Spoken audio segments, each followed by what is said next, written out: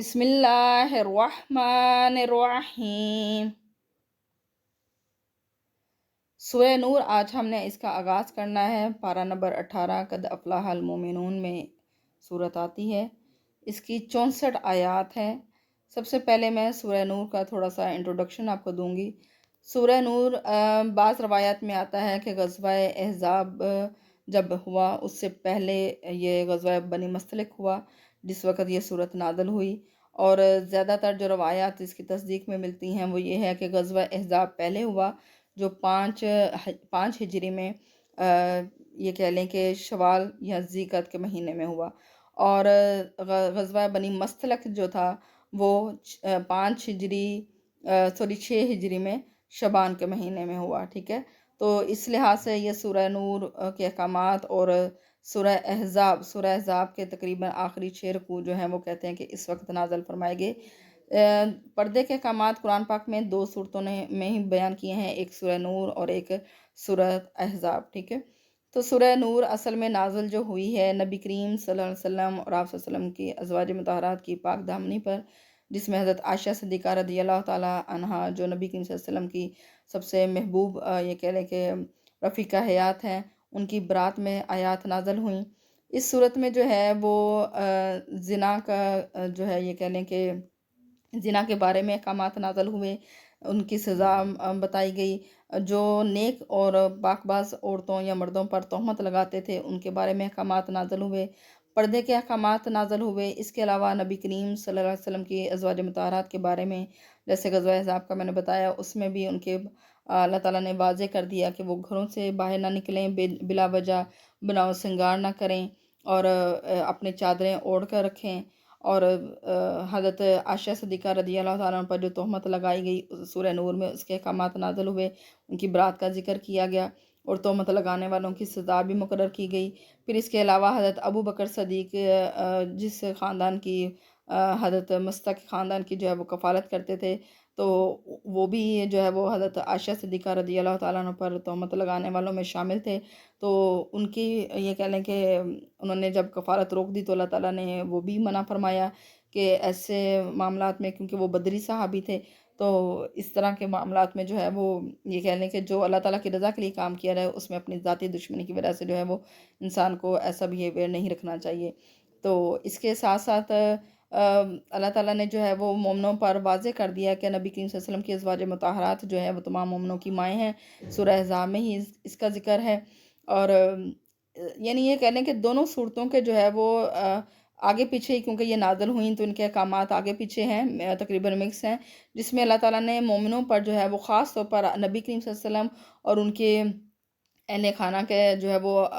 ساتھ تعلقات جو ہیں وہ ادب و احترام کو جو ہے وہ یہ کہہ لیں کہ ملحوظ خاطر رکھنے کا حکم دیا کہ نبی کریم صلی اللہ علیہ وسلم کے گھروں میں بھی بغیر اجازت نہیں جانا، اور آپ صلی اللہ علیہ وسلم کی غیر موجودگی میں بھی کسی کے گھر نہیں جانا، اور لوگوں کا بھی یہ کہہ لیں کہ پردے کے احکامات جو شامل کیے ہیں کہ اپنی ہی اولاد کا جو ہے وہ اپنے ہی گھر میں جو ہے وہ داخل ہونے کے لیے یا کہ اپنے ماں باپ کے کمرے میں جانے کے لیے بھی جو ہے وہ اوقات مقرر کر دیے کہ ان اوقات میں آپ نہیں جا سکتے، یعنی اپنے بچوں کی اس طرح سے تربیت کریں کہ وہ آپ کے کمرے میں بغیر اجازت نہ آئیں۔ اس کے ساتھ ساتھ جو لونڈی اور غلام ہیں ان کو بھی جو جن کی شادی کی عمر ہو چکی ہے ان کو حکم دیا گیا کہ ان کا نکاح کر دیا جائے، کیونکہ بغیر نکاح کے یا خالی ذہن بیٹھے رہنے سے جو ہے وہ اس طرح کی، کیونکہ جب حضرت عائشہ صدیقہ رضی اللہ تعالیٰ عنہ پر غزوہ بنی مستلق میں جو تہمت لگی تھی اس میں منافقین نے جو ہے وہ خاص طور پر اب کیونکہ ظاہر تو ہو گیا تھا کہ غزوہ احزاب میں ہی کہ کوئی بھی جو ہے وہ مسلمانوں کا مقابلہ نہیں کر سکتا، مسلمان اگرچہ ہر ایک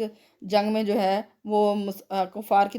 مقابلے میں جو ہے وہ کم ہی رہے ہیں، لیکن ان کو شکست کوئی نہیں دے سکتا تھا۔ تو اس وجہ سے اب منافقین نے جو ہے یہ کردار ادا کیا کہ اب شکست ویسے تو نہیں دی جا سکتی، لیکن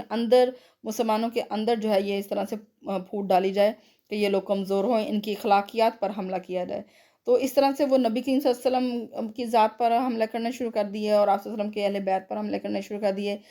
جیسے نبی کریم صلی اللہ علیہ وسلم کو جب اللہ تعالیٰ نے حکم دیا کہ حضرت زید کی بیوی جو ہے متعلقہ حضرت زینب جو آپ صلی اللہ علیہ وسلم کی پھپھو کی بیٹی تھیں ان سے نکاح کر لیں، جب حضرت زید ان کو طلاق دے دیں۔ سورہ احزاب میں اس کا سارا ڈیٹیل جو ہے وہ آپ کو بیان ہوگا۔ تو नबी करीम सल्लल्लाहु अलैहि वसल्लम ने जब उनके साथ निकाह किया तब लोगों ने कहा जी आप सल्लल्लाहु अलैहि वसल्लम नाउज़ुबिल्लाह आशिक हो गए थे, हज़रत ज़ैनब को देखा और आशिक हो गए और फलां फलां, तो इसलिए उन्होंने अपने बेटे के जो है वो तलाक दिलवाई। जब बेटे को पता चला तो उन्होंने तलाक दे दी और आप सल्लल्लाहु अलैहि वसल्लम ने उनसे निकाह कर लिया। ठीक है, तो नबी करीम सल्लल्लाहु अलैहि वसल्लम ने उसको भी बर्दाश्त किया। अब उसके बाद हज़रत आयशा सिद्दीक़ा रज़ियल्लाहु अन्हा जब ग़ज़वा बनी मसलक से वापस काफ़िला आ रहा था, तो हज़रत आयशा सिद्दीक़ा रज़ियल्लाहु तआला अन्हा जो है वो रफ़ा हजत के लिए गईं। हज़रत आयशा का बयान है कि मैं जब रफ़ा हजत के लिए गई तो वापस आकर वहीं अपने एक हौदे में बैठ जाते थे और हौदा उठाकर जो है वो लोग जो है वो ऊँट पर रख देते थे। हौदा यानी अब ये कह लें कि ऊँट के ऊपर जो है वो आप ये कह सकते हैं डोली, जो आजकल के दौर में आप आम लफ्ज़ कह सकते हैं, जिसमें औरत को बिठाया रहता है, पर्दा डाला जाता है और वो उठाकर किसी भी सवारी पर रख दिया जाता है। तो हज़रत आयशा सिद्दीक़ा रज़ियल्लाहु ताला कहती क्योंकि फ़ाक़ा कशी पर हमारी नौबत थी, तो इस लिहाज से हल्की-फुल्की हम होती थी कि किसी को ज़ाहिर नहीं होता था, पता नहीं चलता था कि हौदे में कोई औरत बैठ गई है या नहीं। तो हज़रत आयशा सिद्दीक़ा रज़ियल्लाहु ताला अन्हा का हार गुम हो गया और आप वहाँ हार ढूँढने में लग गई और काफ़िला जो है वो रवाना हो गया और वो फिर वहीं दरख्त के नीचे जो है उन्होंने क़याम कर लिया और रात का ये पहर था जिस वक़्त काफ़िला रवाना हुआ था और अगले दिन दोपहर को जाके जो है वो आप उनके साथ मिली और सुबह के टाइम जब उनकी आँख खुली तो हज़रत नाम मुझे याद नहीं अब उनका, एक सहाबी थे जो पीछे-पीछे आ रहे थे। तो नबी करीम सल्लल्लाहु अलैहि वसल्लम ने एक तो उनकी ड्यूटी मुकर्रर की थी कि वो काफ़िले से पीछे हट के ज़रा आया करें, ताकि जो भी चीज़ें कोई रह जाएँ तो उनको उठा के ले आया करें। तो जब उनकी नज़र पड़ी कि हज़रत आयशा सिद्दीक़ा रज़ियल्लाहु ताला अन्हा दरख्त के नीचे हैं, तो उन्होंने इन्ना लिल्लाहि व इन्ना इलैहि राजिऊन पढ़ा, तो हज़रत आयशा की आँख खुल गई। तो वो फिर उनको अपने साथ जो है वो अपनी सवारी पर उन्होंने ऊँट पर सवार किया, खुद पीछे हट गए। हज़रत आयशा सवार हुई तो फिर उनको लाकर जो है वो दोपहर के वक़्त जो है वो आकर उन्होंने काफ़िले के साथ मिले और किया। तो इस बात का कोई ऐसा ये कह लें कि इश्यू नहीं बनना चाहिए था, लेकिन वही बात कि मुनाफ़िकीन ने जो है वो इसको उछाला और लोगों में बातें करना शुरू कर दी कि हज़रत आयशा रात किसी और के साथ जो है वो गुज़ार कर आई हैं। तो ये नबी करीम सल्लल्लाहु अलैहि वसल्लम के लिए बहुत तकलीफ़देह बात थी। आप सल्लल्लाहु अलैहि वसल्लम ने इसका ज़िक्र जो है वो एक खुतबे में भी किया कि कोई मुझे जो है वो ऐसे बातें करने वालों से बचा सकता है, कोई मेरी हेल्प कर सकता है। तो उसमें भी जो है ना वो मस्जिद में अंसार का और ये कह लें कि अंसार के जो 2 ग्रोह थे, औस और खज़रज, उनके आपस में जो है वो झगड़ा हो गया। तो आप सल्लल्लाहु अलैहि वसल्लम ने मामला रफ़ा-दफ़ा करवा के बात वहीं छोड़ी और ये मामला अल्लाह ताला पर छोड़ दिया। तो फिर अल्लाह ताला ने जो है वो ये सूरह नूर जो है वो नाज़िल की और इसमें सारे अहकामात वाज़ेह किए हैं और बड़े अच्छे तरीके से जो है वो तालीम फ़रमाई, ताकि हर किसी को ये वाज़ेह हो जाए। और पहली आयत में बता दिए कि ये वो सूरत है जो हमने नाज़िल की, ताकि लोग ये ना कहें कि नबी करीम सल्लल्लाहु अलैहि वसल्लम अपनी बारात में ही जो है वो ये ऐसे अल्फ़ाज़ बनाकर आए, ऐसी आयात बनाकर जो है वो पेश कर रहे हैं, ठीक है। तो अगर नबी करीम सल्लल्लाहु अलैहि वसल्लम अपनी अहले खाना की बारात में जो है वो ऐसे अल्फ़ाज़ पेश करते तो यकीनन उसमें गुस्सा भी शामिल होता और तल्ख़ी शामिल होती, लेकिन इन आयात में अल्लाह ताला ने बड़े अच्छे तरीके से मोमिनों को जो है वो एक रहने की और मुनाफ़िकीन के शर से बचने की जो है वो तलक़ीन फ़रमाई और जो शर पसंद लोग हैं उनकी एक हद मुकर्रर कर दी। तो हम इस सूरत का आगाज़ इंशाअल्लाह जो है वो अब करेंगे। सूरतुन अंज़लनाहा व फ़रदनाहा व अंज़लना फ़ीहा आयातिम बय्यिनातिल लअल्लकुम तज़क्करून। सूरतुन ये वो सूरत है, अंज़लनाहा हमने इसे नाज़िल किया, व फ़रदनाहा फ़र्ज़ करना, मुकर्रर कर देना, तय कर देना, व फ़रज़नाहा और हमने इसे फ़र्ज़ कर दिया यानी मुकर्रर कर दिया, व अंज़लना और हमने नाज़िल की फ़ीहा इसमें आयातिन आयात, बय्यिनातिन वाज़ेह रोशन, लअल्लकुम ताकि तुम तदक्करून नसीहत पकड़ो। सूरतुन ये वो सूरत है, अंजल का मतलब होता है नाज़िल करना, आगे ना आ रहा है, ना का मतलब हमने नाज़िल किया, हाँ इसे, ये वो सूरत है जिसे हमने नाज़िल किया। हमने अल्लाह ताला यहाँ इससे मुराद है कि अल्लाह ताला फरमा रहा है कि इस सूरत को हमने नाज़िल किया, ये अपनी तरफ से अहकामात नाज़िल नहीं हुए, ये नबी करीम सल्लल्लाहु अलैहि वसल्लम की तरफ से नहीं है, ये अल्लाह ताला की तरफ से है, ठीक है। तो हमने इसे नाज़िल किया, व फ़रदनाहा और हमने इसे मुकर्रर कर दिया, वही नाहा का मतलब हमने इसे,